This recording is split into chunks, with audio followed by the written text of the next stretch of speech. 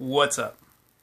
Nicholas here with Living Rich, helping you live the richest experience you possibly can in this world, this big, beautiful world. Today, I have the subject of self-help. So, self-help. I like just using my hands, so don't mind me. I like putting in the shots.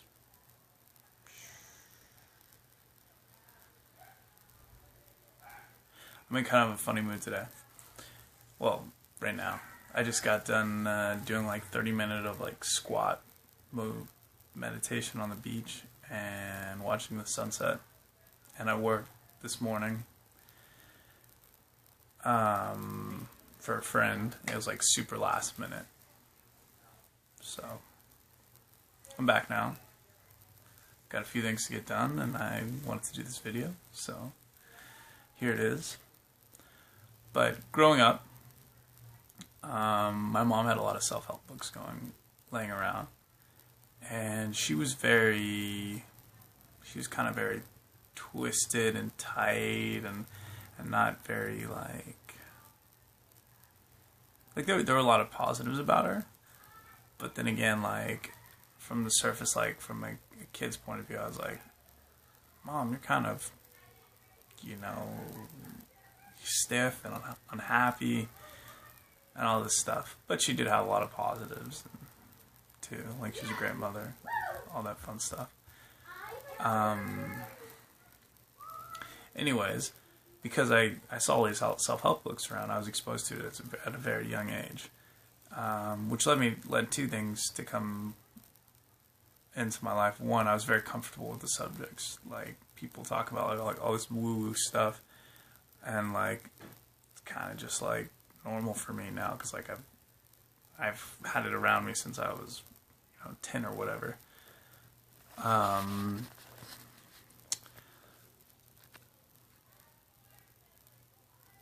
Also, another thing that came around from being around all these self-help books, besides the familiarity, was the ability to distinguish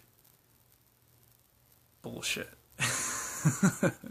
Or kind of sift through what it is that's being said and make my own opinion and form my own opinion, or feel the congruence of it or not feel the congruence of it, and then dismiss it without it having any real consequence to my life. It's like a filtration process. So,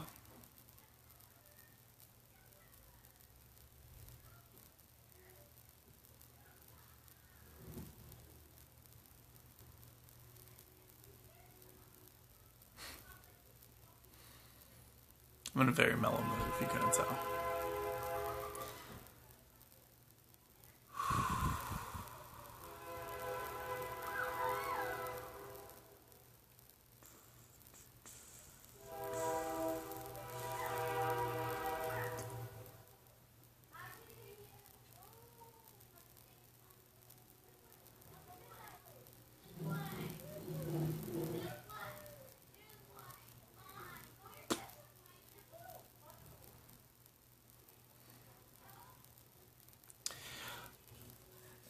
So the main thing about self-help is that it's not a fix for your problems. That is the main thing. But it could help you in addressing issues that you have. The way I see it, there are two ways to go about any one thing. One way is to just go and do it. Bump yourself, get your experience, find the right way to do it, keep like doing that feedback loop and whatever. And then the other way is to do research on the thing, do a little pre-knowledge, and then go about it.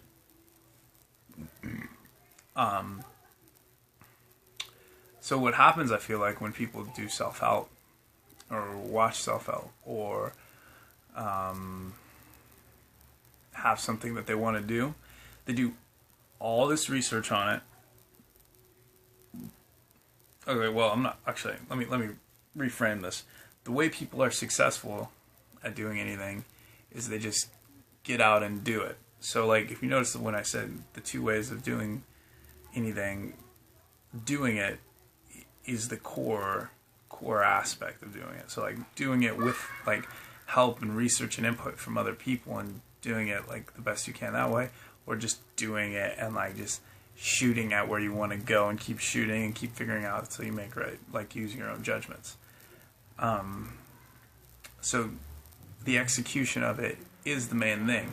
And I think a lot of reasons why people, if people don't find self-help ineffective, I think it's because they're not actually doing what they want to be doing. They're looking for like a magic pill that will just make the thing be done without you actually having to do it. And that's not really how it works. So, the expectation of self-help, and to be fair, it's like the advertisers advertise it like this to get people attracted to it. So it's like, you see the book and it's like, oh, I'm trying to think of a really, really poignant example, but I'll just make one up. So, 7 easy steps to start a business, you know? And then it's like, and then it just breaks it down. It attracts you to read it. But what it does is it breaks down what you actually have to do into bite-sized chunks in your head, so you just actually go do it, you know? Or the one thing, you know, the book by Gary Keller, which is, it's really great about focus, and it's really, really intelligent about like focusing in on what you want to do, or like the main key task in your day that'll have the most effect. But it's like we want things to be easy. We want to simplify them, and I think that's like a lot of where the self-help help comes in, is simplifying the ideas. But in reality, the only thing that changes with self-help is our own perspective, and why it's called self-help. Like, the work that we have to do doesn't change. We could get smarter at it as a result of our perspective changing, and then be more effective and maybe work a little bit less, or like be more intelligent and avoid like big pitfalls, but the work is still there, you know, it's still taking the task to do it. So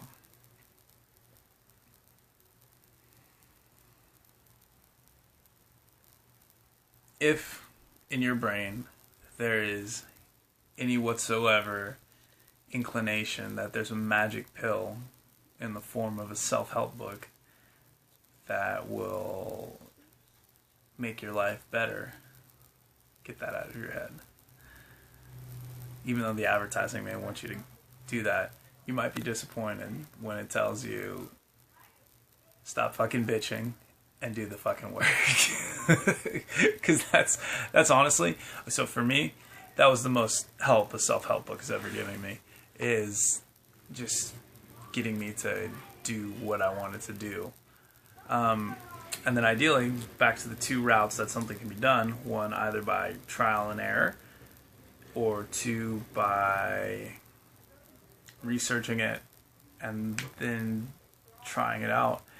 The best way to do it, I mean, the most ideal way from my point of view, is to combine 2 of those, and then, so like, research it, try it out, use your own insights, go in the direction you want to go, keep researching it, research subjects around it, research, you know, other things, and look at what people have done and see if you can apply those subjects or the principles that you find in those books to what you're doing. Because a lot of principles are very universal, and you'll find they transfer through a lot of areas. And look for that too. Look for underlying similarities from one thing to another. I think that'll be really helpful for transferring skills or building new skills, because it's almost like a foundation that you can build skills on. Like, if you know how your brain works, for example, you can go and learn something new. You can develop a new habit a lot more efficiently, more effectively, than another person who doesn't. And because you know how your brain works, you know it, or at least you have ideas of what will work, you can take the, you can let yourself relax a little bit, not get so stressed out and not get burnt out on what you're trying to do, because you understand that will stop you from what you're trying to do if you get burnt out on it. Stuff like that. And it'll allow you to continue through and like develop the skill as fully as you'd like to.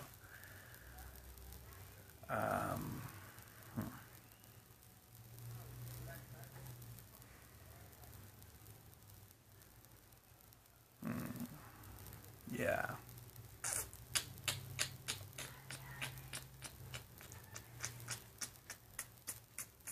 There's a lot of self-help stuff on this channel for some reason. I'm really into it. I love this stuff. Actually, today I was reading a book by Anthony Robbins called Unlimited Power, and I'm in like a chapter where it's like a worksheet like that you're filling out about your goals and your dreams. And then what I'm on right now is what I was working on today is he had me. I'm the one person in his class right now, class of me, where I worked on looking at what I've done successful in my life, and then the states and the resources that I've used and the actions that I took to make that event successful. And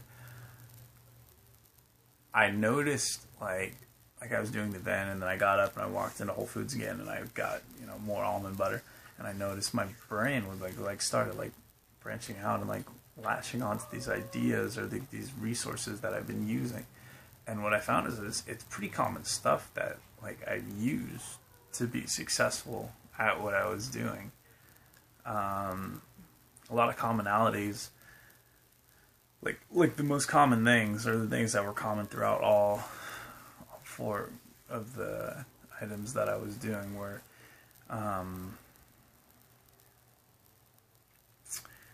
sleep. Sleep was a big one. Dreaming, or like kind of have an idea of where I wanted to go and what I wanted to do, and then magnifying on potential. So like there was a possibility opened up, and then I took that possibility, I magnified it, and followed through with it, and focused on it, and followed through with it.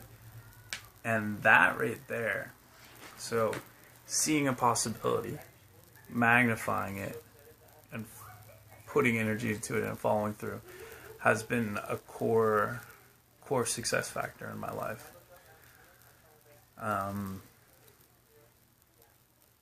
And all of them, yeah. And then other stuff like being in a good state, like pumping my state has been a very like anything where I've been successful, my state has constantly been at like top level. And I've worked to put it there. It wasn't just like there naturally. I was like, okay, I'm here. I'm going to do everything I can to put it as high as possible. And then once I go into whatever I'm doing, whether it was an interview, a travel, a movement of location, or getting a girlfriend or whatever, I went into it. It was almost like I went into it knowing like I did as much preparation as possible, and I kind of just like relaxed and let go of the attachment to the outcome, or like the attachment to whatever it was. So for example, I have this new job at like a nice restaurant that I really, really like. And it first started with my old job, like like irritating me and sucking, and like so like I opened up my eyes to something else, and then I served the owner of this restaurant that I wanted, that like seemed really really cool to work at, and he was like, yeah, or no, he didn't even ask me if I wanted a job there. I kind of just brought up the topic. I was like, because he had offered another server who worked with me a job there, and I was like, hey, I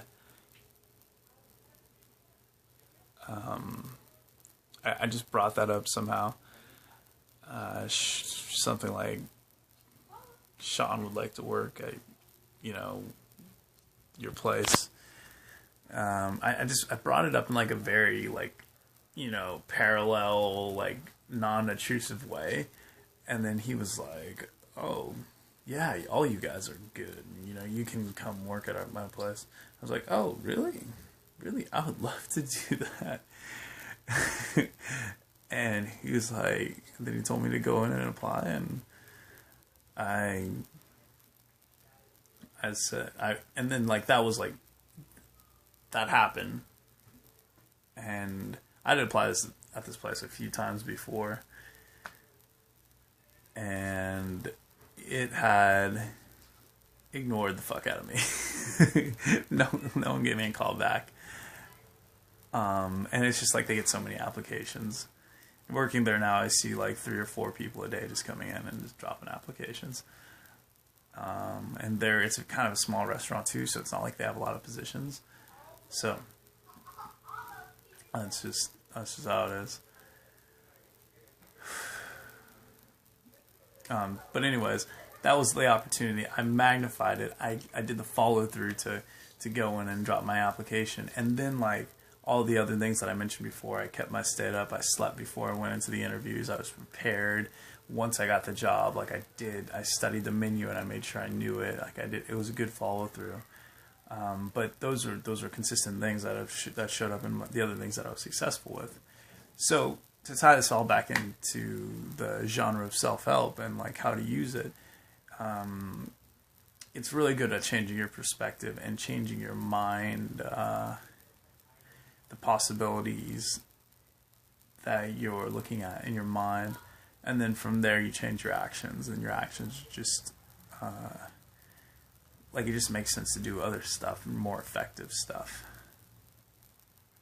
once you look at it like that.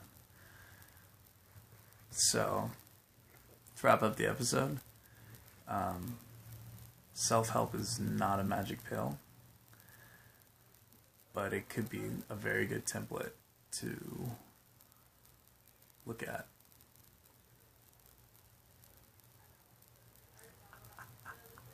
Okay, I'm gonna let you guys go. I'm gonna stop talking. I'm gonna go work out and go out later, because I'm single and I'm ready to mingle. Woo. Thank you for watching.